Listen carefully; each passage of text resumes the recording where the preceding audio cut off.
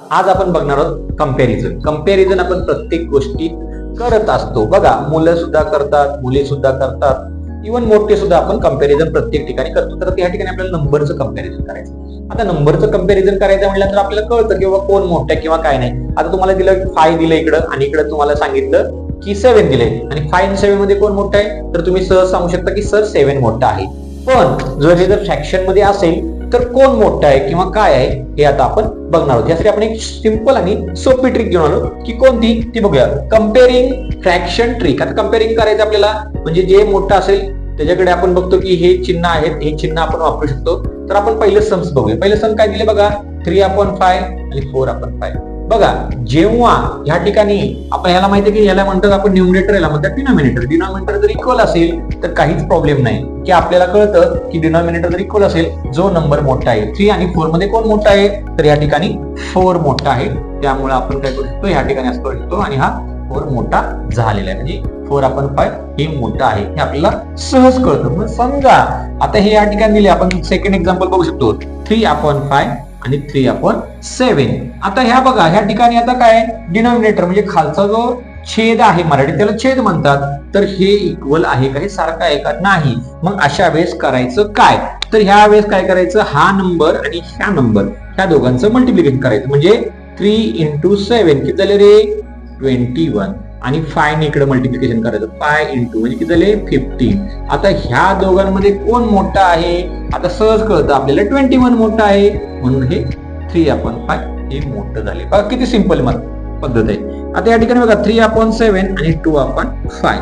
आता ह्या ठिकाणी कोण मोठा आहे, आता जसं सांगितलं ह्या 5 ने काय करायचं, ह्याला मल्टिप्लिकेशन करायचं. 3, 5 म्हणजे किती झाले 15 आणि 7 नी ह्या 2 ला मल्टिप्लिकेशन करायचं, 14. आता ह्या दोघांमध्ये 15 आणि 14 मध्ये कोण मोठा आहे, तर ह्या ठिकाणी कोण मोठा आहे, 15 मोठा आहे. असं केलं.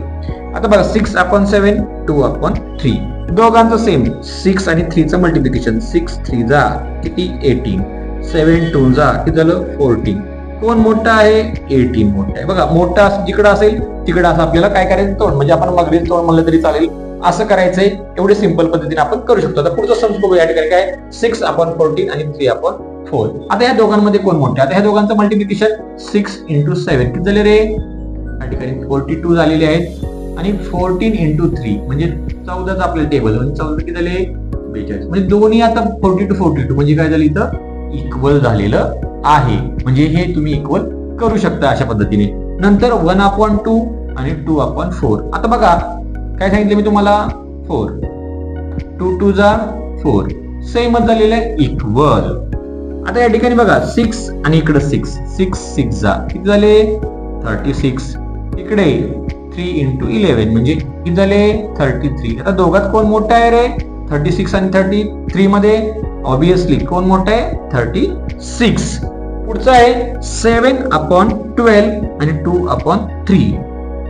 7 × 3 किती झाले, 7 × 2 21 आणि 12 इकडे मल्टिप्लिकेशनला 2 × 12 24. बघा आता इथे वाटत 2 आणि 3 छोटा आहे, पण या ठिकाणी कोण मोठा आहे, तर हे मोठा आहे, कारण 24 इकडे मोठा आहे. म्हणजे तुम्हाला आता बऱ्यापैकी समजलं असेल. आपण वेगवेगळे सम्स पाहिले की कशा प्रकारे आपण डिनॉमिनेटर आणि न्यूमरेटरचं आपण मल्टिप्लिकेशन करून कोण मोठा आहे कोण छोटा आहे हे आपण कंपेअरिंग केलेलं आहे. त्यानुसार आपल्याला साइन द्यायचे आहेत. आता ह्या ठिकाणी बघा 1/3 इकडे 2/5, 5/7 3/5, 5/10 2/4, 3/7 आणि 6/14 असे सम्स या ठिकाणी 4 दिलेले आहेत.